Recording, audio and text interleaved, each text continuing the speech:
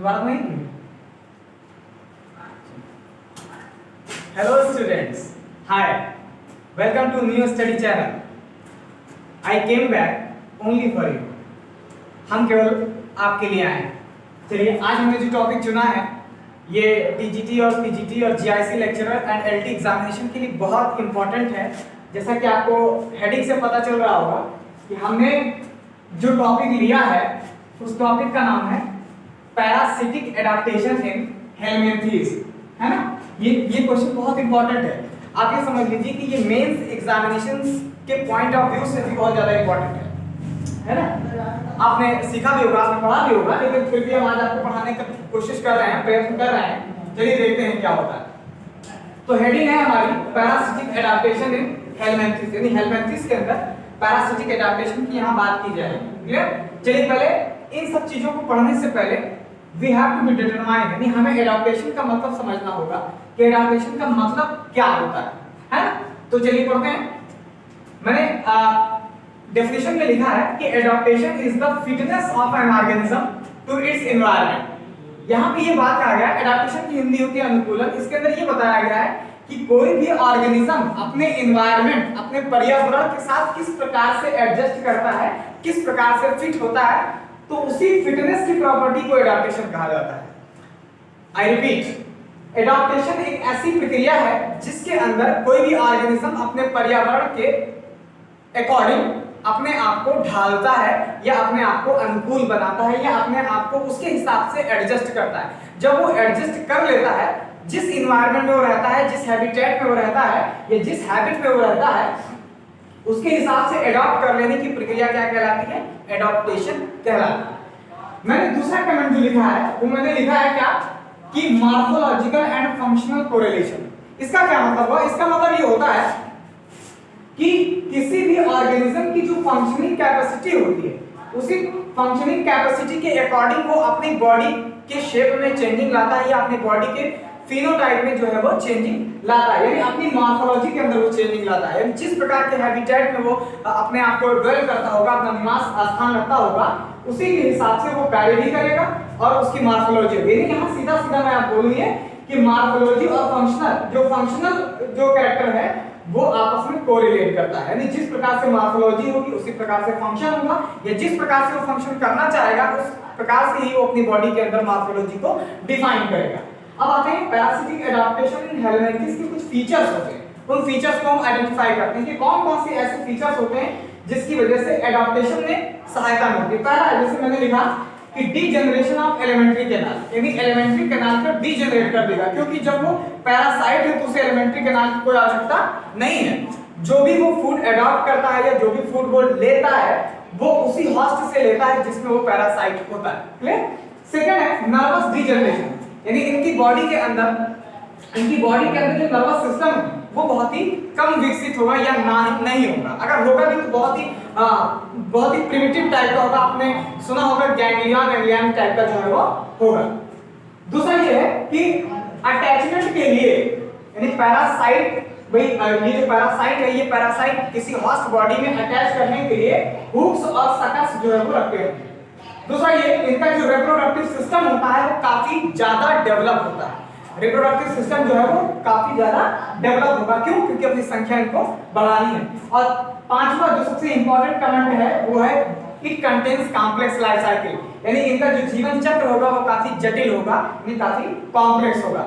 अब हम आते हैं, इनको हम दो पार्ट में बांटेंगे। पहला हम पढ़ेंगे मॉर्फोलॉजिकल एडाप्टेशन और दूसरा हम पढ़ेंगे फिजियोलॉजिकल एडाप्टेशन, है ना। तो मॉर्फोलॉजिकल एडाप्टेशन पहले हम करेंगे, यानी जो पैरासाइट है उसकी बॉडी में कौन कौन से ऐसे चेंजेस हो जाते हैं कि उसके एडाप्टेशन में वो हेल्प करता है। पहला बॉडी कवरिंग। जो पैरासाइट होगा उसकी बॉडी कवरिंग जो होगी वो थिक टेगमेंट की बनी होगी या स्केल्स की बनी होगी। क्यों?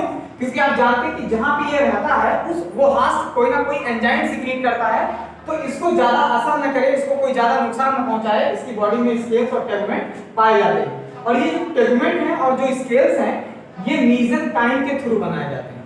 ये इंपॉर्टेंट पॉइंट है, मीसेंकाइम के थ्रू बनाए जाते हैं। सेकंड है ऑर्गन ऑफ अधेशन। ऑर्गन ऑफ अधेशन का मतलब होता है कि जो पैरासाइट होगा पैरासाइट होगा वो हास्ट की बॉडी से किस प्रकार से अटैच होगा, कौन सा ऑर्गन वो रखता होगा जिसकी वजह से वो अटैच होगा। जैसे सबसे पहला सकर। सकर का मतलब होता है कि कोई चीज सक करना, कोई चीज चूसना, उसकी बात यहाँ पे कही गई है। और हुक्स आप जानते हैं कि ये कांटे जैसा होता है, और स्पाइंस भी काटा होता है। हुक्स एक प्रकार से आप समझ लीजिए, हुक्स एंड स्पाइंस मतलब फंसाने वाली कोई चीज, वो हुक्स की बात कर रहे हैं यहाँ पे। अच्छा, आगे मैंने एक पॉइंट और लिखा है कि sucker with hooks and spine. इसका मतलब सकर में ही हुक्स और स्पाइन होती है, यानी सकर अकेला भी हो सकता है, हुक्स अकेला भी हो सकता है, स्पाइन अकेला भी हो सकता है। लेकिन यहाँ पे क्या है कि सकर हुक्स और स्पाइन दोनों कंटेन करता होगा या दोनों को रखता होगा। क्लियर, ये बात यहाँ पे की गई। आगे आ जाइए, ऑर्गन ऑफ लोकोमोशन, यानी लोकोमोशन का ऑर्गन। तो मेनली जो पैरासाइट्स होते हैं उनमें ऑर्गन की कमी होती है। कौन से? लोकोमोटरी ऑर्गन की कमी होती है। लेकिन फिर भी यहाँ तो मैंने दो लार्वा बताया है, एक मिरासीडियम लार्वा है और एक आपका सर्सेरिया लार्वा है। तो मिरासीडियम जो है वो सीरिया से चलता है और सर्सेरिया जो है वो टेल से चलता है ना। देखिए ये लार्वा है और लार्वा से क्वेश्चन जो है वो बहुत आते हैं। हम लार्वा का पूरा एक टॉपिक आपको पढ़ा देंगे ताकि आपका लार्वा से कोई क्वेश्चन ना जो है वो छूटने पाए। लेकिन इसके पहले आपको सब्सक्राइब करना पड़ेगा ताकि हम कभी भी अगर बनाएं तो आपके पास सबसे पहले पहुंच जाए, है ना। अच्छा, ये आगे है ऑर्गन ऑफ न्यूट्रिशन। न्यूट्रिशन इसी को ट्रॉफिक ऑर्गन के नाम से भी जाना जाता है। तो न्यूट्रिशन का जो ऑर्गन होता है उसको बोलते हैं सक्टोरियल फेरिंक्स, यानी ऐसा फेरिंक्स जो सक करता हो उसको सक्टोरियल फेरिंक्स बोलते हैं। और ये जो फूड को एब्जॉर्ब करते हैं हास्ट बॉडी से वो स्किन के थ्रू करते हैं, स्किन के थ्रू करते हैं। पांचवा पॉइंट है न्यूरो सेंसरी सिस्टम। ये आपको दिख नहीं रहा होगा, अभी मैं साइड में लिखे दे रहा हूं। न्यूरो सेंसरी सिस्टम इसमें एब्सेंट होता है। और मिरासीडियम के अंदर आई स्पॉट जो है वो पाया जाता है, वो रिस्पांस को कलेक्ट करता है, आप ऐसा समझिए, सॉरी स्टिमुलस को कलेक्ट करता है।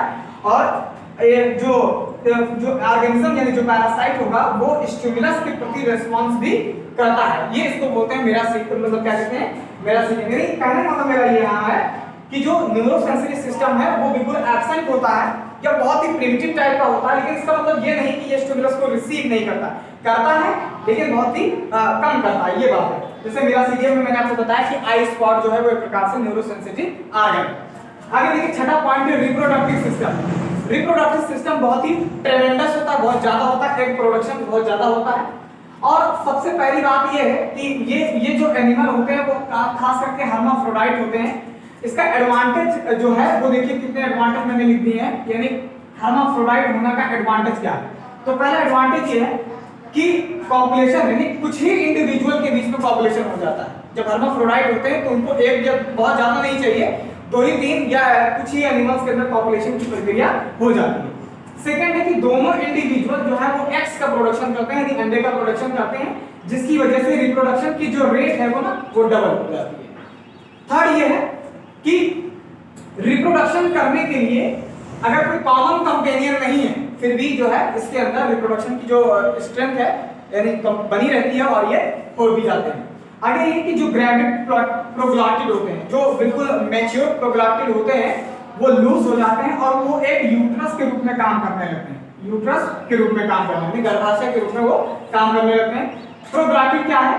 प्रोग्लॉटिड क्या है कि एक्सटर्नल और इंटरनल जेनिटेलिया का एक कंप्लीट सेट है। जो एक्सटर्नल जेनिटेलिया है और जो इंटरनल जेनिटेलिया है उसका एक कंप्लीट सेट है। तो ये आपका हो गया मॉर्फोलॉजिकल एडाप्टेशन। अब आ जाते हैं फिजियोलॉजिकल एडाप्टेशन। फिजियोलॉजिकल एडाप्टेशन देखिए क्या है, इनकी बॉडी में प्रोटेक्टिव मैकेनिज्म होता है। क्या मैकेनिज्म होता है कि जो हास्ट का डाइजेस्टिव सिस्टम से जो जूस निकलता है, जिसको डाइजेस्टिव एंजाइम्स बोलते हैं, उनसे बचने के लिए ये क्या क्या करते हैं। सबसे पहला ये है कि ये म्यूकस सिक्रीट करते हैं जो अपने चारों तरफ कवरिंग बना लेते हैं ताकि इस पे डाइजेस्टिव जूस का कोई असर ना हो। दूसरा ये है कि ये एंटी एंजाइम को सिक्रीट करते हैं, यानी secrete anti enzyme. Anti enzyme क्या करते हैं कि इसके डाइजेस्टिव जो जूस है उसको न्यूट्रलाइज कर देते हैं। न्यूट्रलाइज का मतलब होता है उसको नील कर देते हैं, उसके स्ट्रेंथ को खत्म कर देते हैं। आगे क्या है कि ये हर बार अपनी जो बॉडी है उसको रिन्यू करते रहते हैं, यानी उनका रिन्यूअल करते रहते हैं। और कैसे रिन्यूअल करते हैं? अपनी सेल को शट ऑफ किया करते हैं, शट ऑफ मतलब तोड़ते रहते हैं, है ना। तो ये सारी प्रक्रियाएं, अभी फिजियोलॉजिकल एडाप्टेशन मैंने 1 पॉइंट बताया, अभी कई सारे पॉइंट बचे हैं और उनसे जो रिलेटेड डिजीज भी बचे हैं, मैं उनकी बात अभी नहीं कर सकता, मैं कल इसको बताता हूँ आपको। तो इसलिए ये मैंने आपको बताने का प्रयत्न किया है। और अगर आपको ये वीडियो मेरी अच्छी लग रही है, यानी ये वीडियो अगर आपको पसंद आ रही है, तो आप उसको सब्सक्राइब करें, लाइक करें और कमेंट जरूर करें कि जैसे जो भी कमी हो मुझे पता चलती रहे। और इसके आगे जो वीडियो है उसको हम आपको तुरंत लॉन्च करेंगे, बहुत ही जल्दी लॉन्च करने वाले हैं, लेकिन आप पहले सब्सक्राइब कीजिए और तब तक के लिए सतर्क रहें, सुरक्षित रहें, बी सेफ, थैंक यू।